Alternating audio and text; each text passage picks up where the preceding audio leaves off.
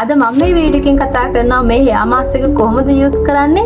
මේකෙන් ලැබෙන benefits මොනවද? කාටද use කරන්න පුළුවන්? කාටද use කරන්න බැරි? හිසකෙස් වැවීම කොච්චර ඉක්මනින් සිද්ධ වෙනවද? හිසකෙස් වැටීම පාලනය කරනවද? මේ ඔක්කොම අද ඔයාලට මේ වීඩියෝ එකෙන් දැනගන්න පුළුවන්.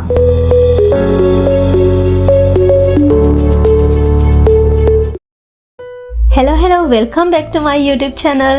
ඔන්න ඉතින් වෙනදා වගේම ඔයාලව අදත් මගේ channel එකට මම ආදරෙන් පිළිගන්නවා.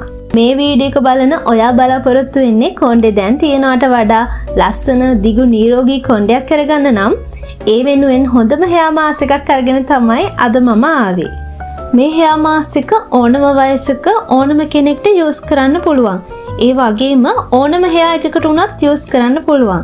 ඔයාගේ කොණ්ඩේ curly, straight, normal මේ ඕනම hairs වර්ගයකට මේක use කරන්න පුළුවන්. හදාගන්න විදිය මොනවද මේකට දාන ingredients ඒ වගේම කොහොමද මේකෙන් හරියට result ගන්න කියලා සම්පූර්ණ විස්තරය බලා ගන්න ඕනේ නම් වීඩියෝ එක skip නොකර දිගටම බලන්න කියලා ආදරෙන් මතක් කරනවා. අද කාලේ natural treatments කරන්න ගොඩක් අය ආස කිසිම අහිතකර දෙයක් කොණ්ඩේට නොවි ලස්සනට ඉක්මනින් වවා ගන්න පුළුවන් සත්කාර බොහොමයක් තියෙන නිසා. ඉතින් අද මාර්තු මැද දවසක්.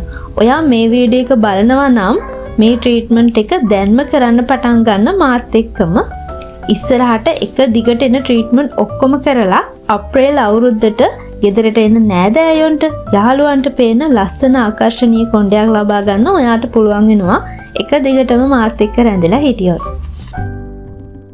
ඉතින් ඔයා මේක දිගටම use කරනවා නම් ඔයාට 100%ක්ම සාර්ථක ප්‍රතිඵල ලැබෙනවා කියලා විශ්වාසයෙන් කියන්න පුළුවන්. මොකද මේක ඒ තරම් වටින hair mask එකක්. මේ ට්‍රීට්මන්ට් එක කරලා wash කරද්දී ඔයාට shampoo conditioner කරන්න පුළුවන්. මේ hair mask එක මම කියන time එකටම හරියටම කරනවා නම් පීනසේ තියන අයට උනත් බය නැතුව කරන්න පුළුවන් වෙනවා. ඔයා hair treatments දැන්ටමත් කරන කෙනෙක් නම් ඔයාට මේ hair mask එක සතියට එක දවසක් දැම්මම හොඳටම ඇති. ඔයා treatments කරන්නේ නැති කෙනෙක් නම් මේ treatment එක ඔයාට සතියට දවස් 3ක් කරලා බලන්න පුළුවන්. ඔයාට පුදුම හිතෙන result එකක් ලැබෙයි එහෙම කළොත්. ඒ විදිහට කරනවා නම් මාසයක් වගේ පොඩි කාලෙකින් ඔයාට පුදුම හිතෙන හොඳ result එකක් බලා ගන්න පුළුවන්. මේ mask එක හිස් කබලේ ඒ වගේම කෙස්වල හොඳින් ආලේප කරලා විනාඩි 30ක් 45ක් අතර කාලයක් තියාගෙන ඉන්න පුළුවන්. shower cap එකකින් ඔළුව cover කරගන්න පුළුවන් නම් හොඳයි. විනාඩි 30ත් 45ක් යද්දී මේ mask එක ඔයාගේ scalp එකට හොඳින් අවශෝෂණය වෙනවා. ඊට පස්සේ wash කරන්න තියෙන්නේ. උළුහල් සීතල නිසා මේක පරිස්සමෙන් කරන්න ඕනේ. පීනසේ වගේ තියෙන අය පැය භාගයක් උපරිම මේක තියාගෙන ඉන්න. ඊට වඩා නම් එපා. ඒ වගේම දහවල් 12ට කලින් නාගන්න මතක තියාගන්න.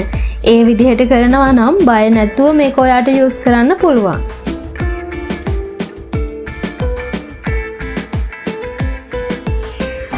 මේ hair mask එක හිසකෙස් වැවීම වේගවත් කරනවා. ඒ වගේම හිස් කබලට හොඳ තෙතමනයක් ලැබෙනවා. dandruff නැති කරන්නත් මේ treatment එකෙන් ඔයාට පුළුවන්.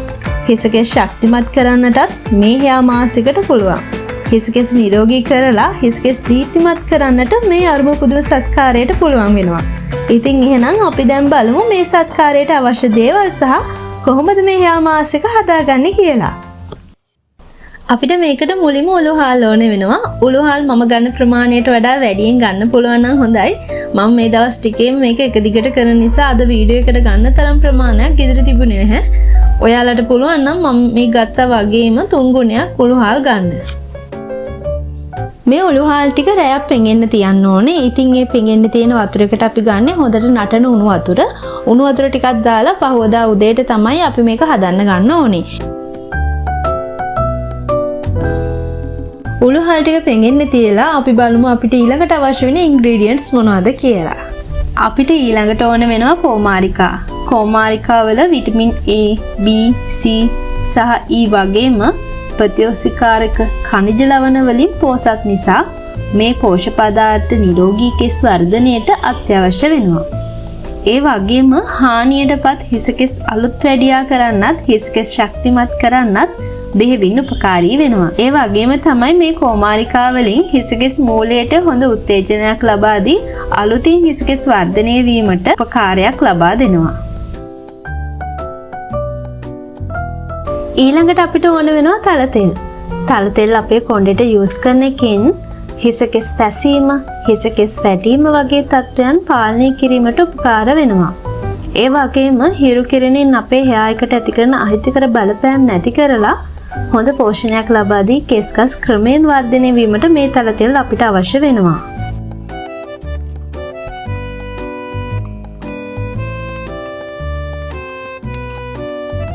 රැයක් කුණු අතරේ පෙඟුණු උළුහාල් ටික මම මුලින්ම බ්ලෙන්ඩ් කරගෙන ඉන්නවා.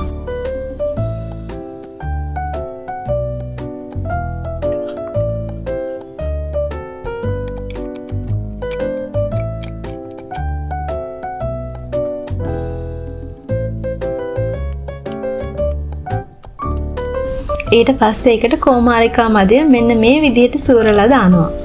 ඔයාලට කියන්න ඕනේ මේ කෝමාරිකා කෑල්ල කපලා විනාඩි 15ක් වතුරේ දාලා තියන්න. මේකේ තියෙන කහපාට කිරි ටික යනවා එතකොට. දැන් මේ විදිහට ඔක්කොම ටික සූරලා මික්ස් කරගන්නයි තියෙන්නේ.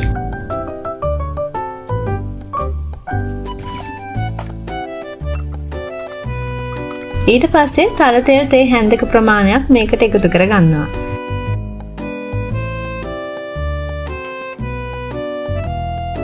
ඊට පස්සේ හොඳින් මික්ස් කරලා මුළු හිසේම ආලේප කරගන්න ඕනේ. දැන් විනාඩි 45කට පස්සේ මම මේක වොෂ් කරන්න හදන්නේ. අපි ඊට පස්සේ බලමු වොෂ් කරාට පස්සේ දවසේ කොණ්ඩෙට දැනෙන වෙනස කොහොමද කියලා. කොණ්ඩේ වේලුණාට පස්සේ පනාවකින් පීරන්න යන්න එපා. කෝමාරිකා තියෙන නිසා වොෂ් කරාට පස්සේ ඒ කෑලි කොණ්ඩේ රැඳිලා තියෙන්න පුළුවන්. ඒ කෑලි වේවුණාට පස්සේ අතින් අයින් කරන්න. මොකද ඒවා කෙස්ගස් දෙක තුනක් එකට ඇලිලා තියෙන්න පුළුවන්. ඒක පනාවකින් පීරන්න ගියොත් කෙස්ගස් තුනම කැඩිලා යනවා. ඒ නිසා ඒ ගැන මතක තියාගෙන අතින් අයින් කරන්න. අතින් අයින් කරද්දී හරි පරිස්සමට ඒ කෑලි ටික අයින් කරගන්න පුළුවන් ඔයාට. වොෂ් කරාට පස්සේ දවසේ මෙන්න මේ විදිහට තමයි මගේ කොණ්ඩේ පේන්නේ.